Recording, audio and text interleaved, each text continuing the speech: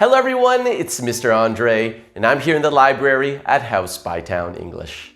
Our story for today is Curious George Goes to the Beach, written and illustrated by Margret and H.A. Ray.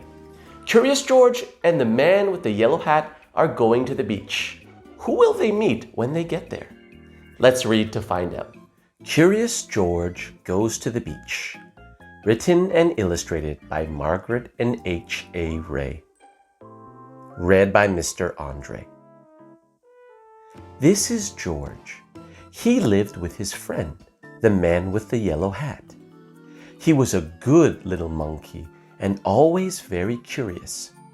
Today, the man had a surprise for George. He took George to the beach. They found a spot on the warm sand.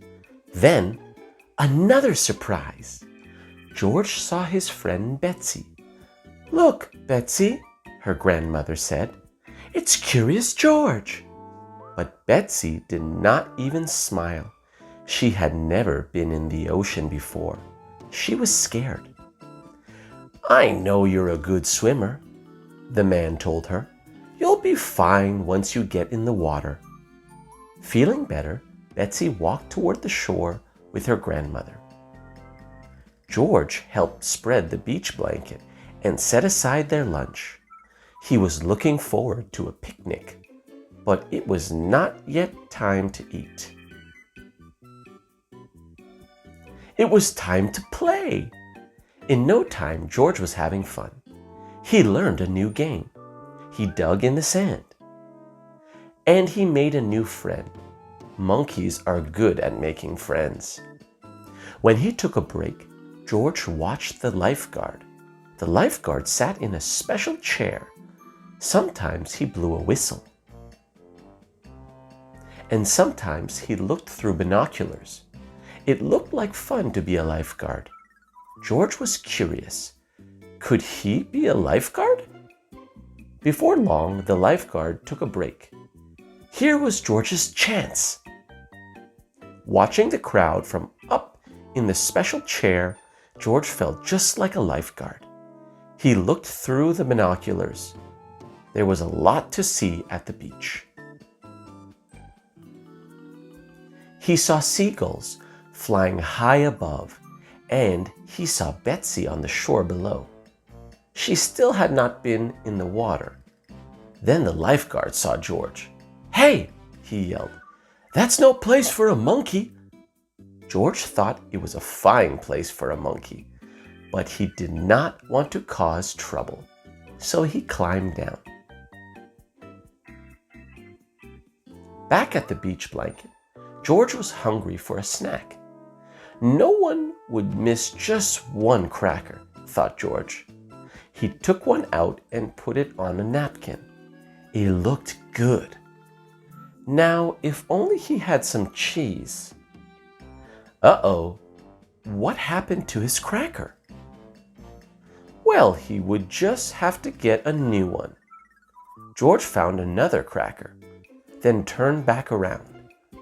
But now his cheese was gone. Who could be taking his snacks? George was curious. He put down his cracker and waited. Now George saw who was taking his treats. It was a seagull, and he was still hungry. George took out another cracker, and the bird took it right out of his hand. What fun to feed a seagull! George saw more seagulls down by the water.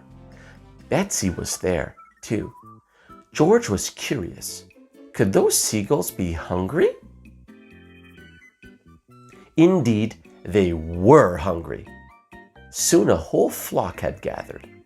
George could not feed them fast enough. Luckily, Betsy was glad to help. Out of the basket came more crackers, cookies, a cake, and even the bread for sandwiches. Still, the birds were hungry. But when George reached for more snacks, the basket was gone.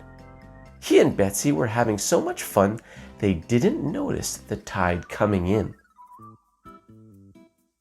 They didn't notice the picnic basket was floating out to sea. George felt bad.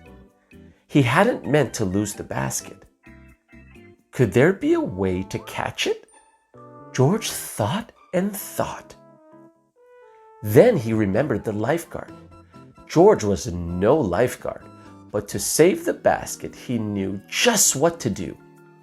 Quickly, he found a float and carried it to the water. Jumping aboard, George began to paddle. He paddled out a little farther and a little farther and a little farther until finally he reached the basket. Betsy cheered. Then as George paddled back to the beach, Betsy swam out to meet him. Everyone was glad to see George safe on the shore. The lifeguard, who had seen everything from his chair, said, "That was some rescue." George felt proud. The man with the yellow hat picked up the basket. He was curious. "George, is this our basket?" he asked. Poor George. After all that, the basket was empty. There would be no picnic on the beach, and it was all his fault. Then Betsy's grandmother said, "Won't you join us for lunch? We have plenty, and look, now we have a reason to celebrate, thanks to George." They did have a reason to celebrate. Betsy was in the water, and she wasn't scared anymore. She was having fun. After everyone joined Betsy and George for a swim, it was time to eat at last. There were sandwiches and chips, bananas, cookies, and watermelon. There was plenty for everyone, and there was even a little for guests. The end. This has been a reading for House Bytown English, read by Mr. Andre.